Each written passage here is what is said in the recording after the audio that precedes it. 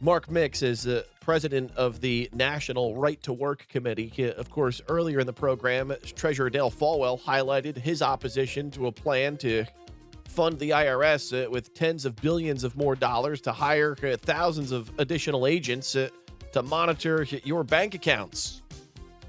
That's included in this everything and the kitchen sink $3.5 trillion spending bill being debated in Congress. Kristen Sinema, Joe Manchin, the only two people standing in the way of all of this.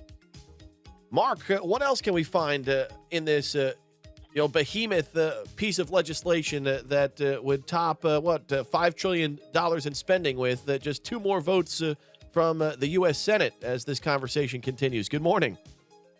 Good morning, Joe. I think you can find the kitchen sink in it, frankly, if you look hard enough. You got to, the bill is probably going to be about 5,000 pages.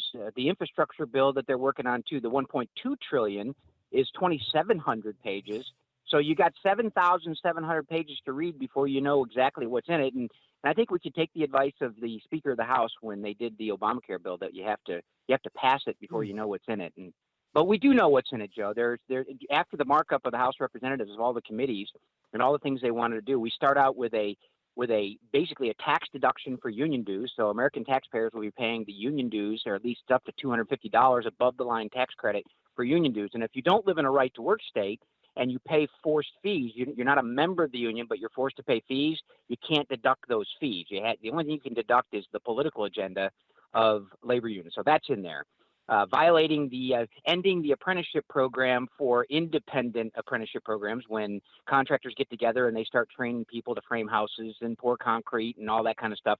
Those will be defunded, and the only things that will be funded are the registered apprenticeship programs. And Joe, you probably can imagine those registered apprenticeship programs that will benefit from about $5 billion are union apprenticeship programs.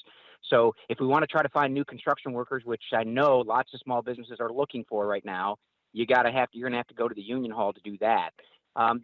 Basically the deduction for buying an electric vehicle, you get an additional $4,500 tax credit if the electric vehicle is manufactured or at least assembled, 50% assembled in the United States and manufactured by union workers. But if you buy one that's not union, you don't get the tax credit. So lots of little things in here and there that make a difference. And so, Joe, the kitchen sink, frankly, for organized labor officials. When we look at big labor, they are spending liberally when it comes to, twisting of the arms up in Washington, D.C., lobbying, for this multi-trillion-dollar social spending package.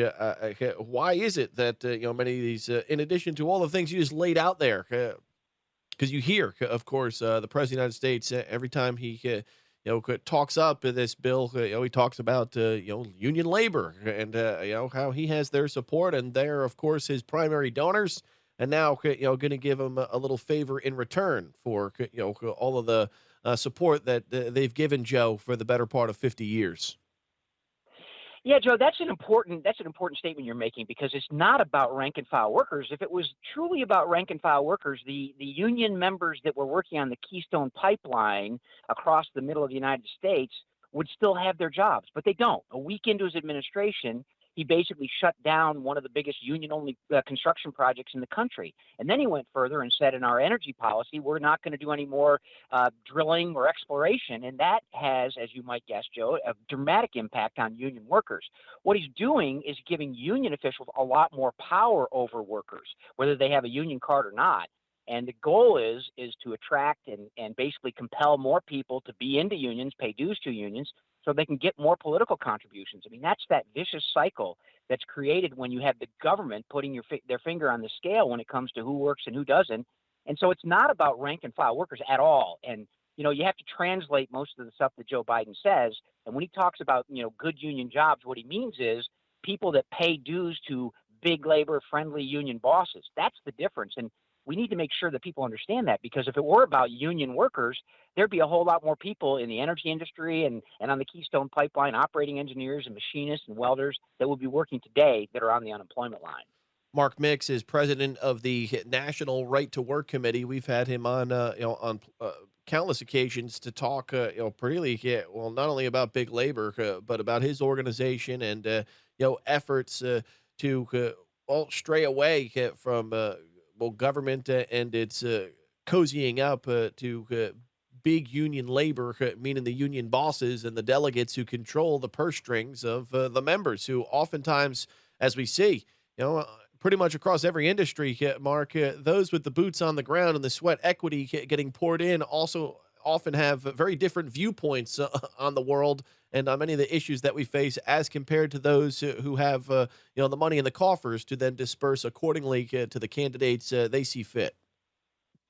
Yeah, that's absolutely right. The disconnect between union officials and rank and file workers on political issues and ideological issues is growing wider and wider all the time because union officials here in Washington D.C. have thrown in with the what I like to call excuse me, regressive left, not the progressive. They're not progressing anywhere when it comes to liberty or freedom. They're regressing back to a feudal system where a few people control everybody, and that's where we're headed.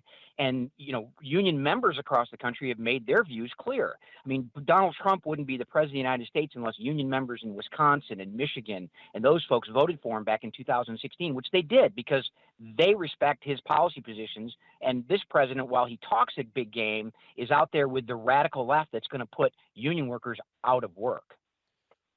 Mark, when we talk about how big labor, after all this time, and with membership decreasing over the years, how is it that they still have so much and yield so much power in Washington? Is it all about the money? Yeah, I guess when you're filling up the campaign coffers, you know that if we scratch their back, they'll eventually return that favor some way down the line.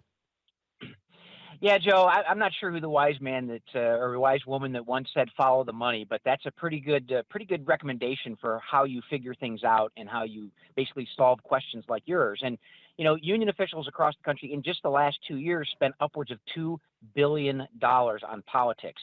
And the reason why they do that is because they're wards of government action. I mean, their power to force workers to pay dues or fees to get or keep a job in America is basically the action of the federal government back in the 1930s. States like North Carolina and 26 other states have passed right to work laws, which make that choice voluntary for workers, which we believe is the best scenario when you can choose who you want to give your money to because of that you disagree with them on ideological causes or workplace issues. You ought to be able to hold them accountable by withholding the money that you give them. And certainly, United Auto Worker Union members who across the country have watched as 12 of their top executives have gone to jail because of extortion and stealing and larceny and racketeering. Those aren't my words; those are the federal prosecutors' words up in Detroit. And now, just in Missouri the other day, the Carpenters Union officials there have been removed from office or resigned from office, and the next shoe will drop there probably about corruption. I mean, these are rank and file workers they have to pay in 23 states as a condition of their employment, and then they watch these things happen, both the political part and the corruption part. I think it was Senator McClellan from Arkansas said that compulsion and corruption go hand in hand, and that's one of the problems we've got to solve with organized labor is make their membership voluntary, make it voluntary, and it changes the dynamic completely. Mark Mix, president of the National Right to Work Committee, the Legal Defense Foundation. You can find out more about what they do and why they do it at nrtw.org. That's nrtw.org. Hey, Mark, thanks for delaying the conversation just a bit due to some internal stuff here. But as always, we appreciate your time. Joe, always good to talk with you. Thanks for the opportunity.